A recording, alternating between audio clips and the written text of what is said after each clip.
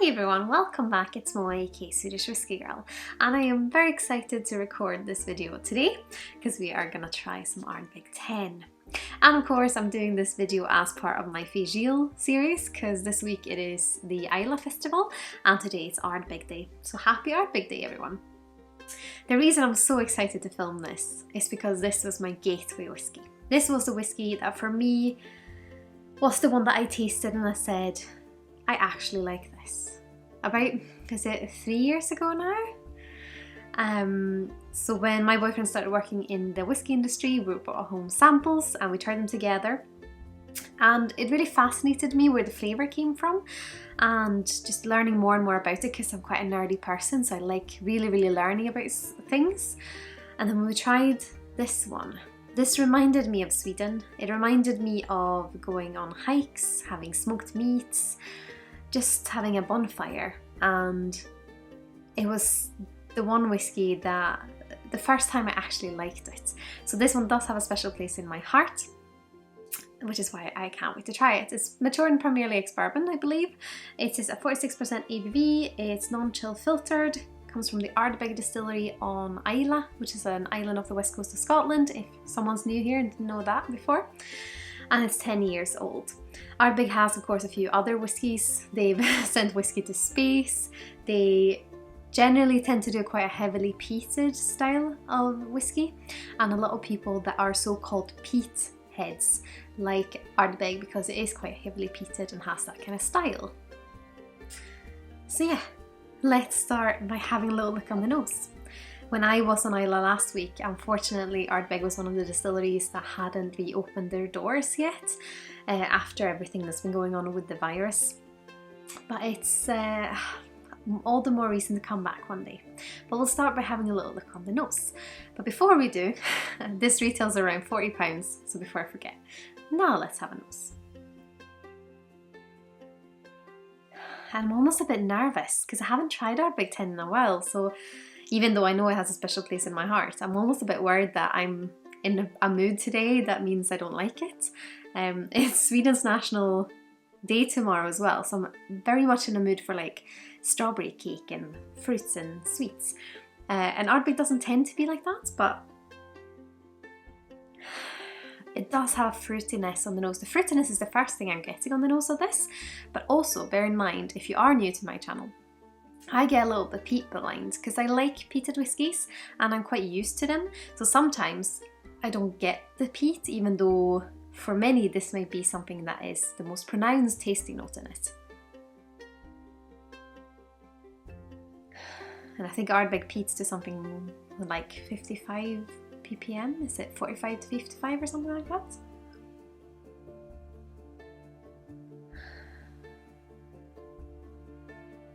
Yeah, like apples, a little bit of like a tropical pineapple. And for me, just a soft bonfire smoke. A bit of pear. And for once, I'm actually not very allergic today, so I can nose it properly. A little bit of charcoal perhaps. And a little bit of a coastal note, but it doesn't have any funk. It's quite clear, quite clean in its fruitiness to me. Some of the other peated Islay whiskies for me has a bit of a grit or like a dirty smoke or a medicinal kind of character. But Ardbeg for me is just quite clean and crisp. Maybe a touch metallic actually, but let's have a little taste. Sláinte Skål and happy Ardbeg Day.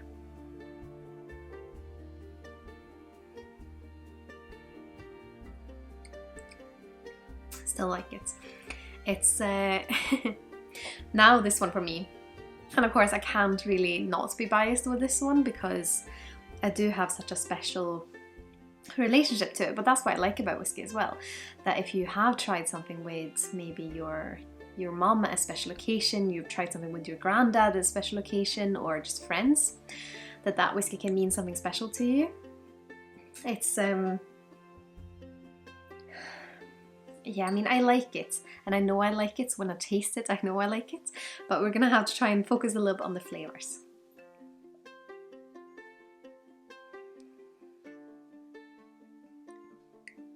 I do think I'm a little bit peat blind today because the fruitiness is what comes out the most, and it's this kind of apple pear with a little bit of a super soft bitterness.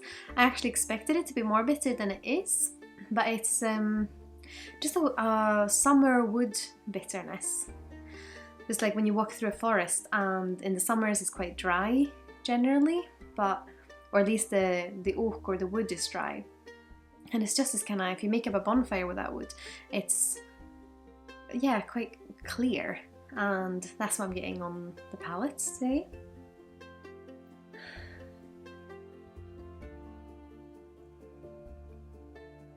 One thing with the texture of Ardbeg, which I tend to find when people give this to me blind, it's one of those things that when people know you like a specific expression, they'll give it to you blind and be like, what do you think of this?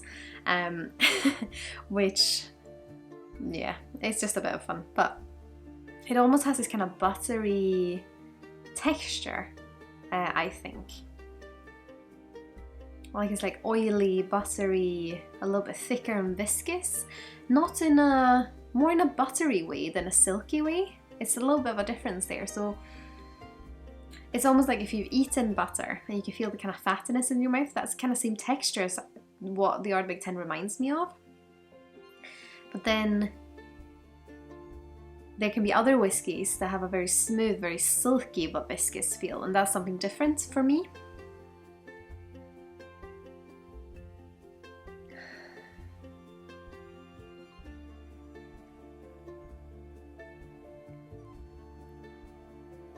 Has a touch of wood spice. Maybe it's more that woodiness coming through, but it might be like a touch of cloves. The peat is coming up a little bit more now, especially on the finish of it. And it is this kind of bonfire smoke. That's kind of how I can describe it, because it doesn't have a specific character for me. It's just bonfire smoke. Instead of being, it's not super salty for me, and it's not super, like, the smoke in itself is just like bonfire smoke, and then you have other things around it. The finish is fairly long, I'd say, because that kind of wooden smoke lingers with you.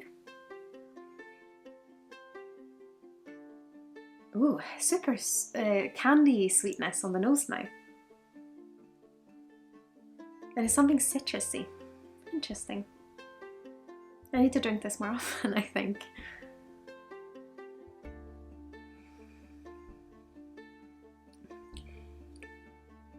The bitterness coming out a bit more now, along with the peat and the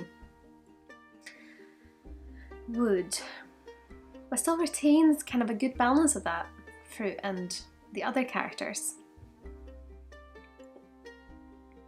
Yeah, so if you like a good bonfire, this is a good one, I think. I mean, I'd love to hear your thoughts on it. I haven't, unfortunately, managed to try Ardbeg Scorch, I think it's called, which is this year's Ardbeg Day release, or they're doing the committee release, which is a cask strength, and then later on they do a kind of, I don't know what they call it, but like a normal release, which sits at 46. So it sounds like an interesting one. I mean, all Ardbegs sound quite interesting to me, but I haven't managed to try it. So if you have, let me know what you think, and let me know what your favourite Ardbeg is. And of course, I hope you've enjoyed this video. If you have and would like to support the channel, I'd be so thrilled if you'd consider using my affiliate links with either Master Malt, the Whiskey Exchange, or the Scotch Malt Whisky Society the next time you're shopping with them.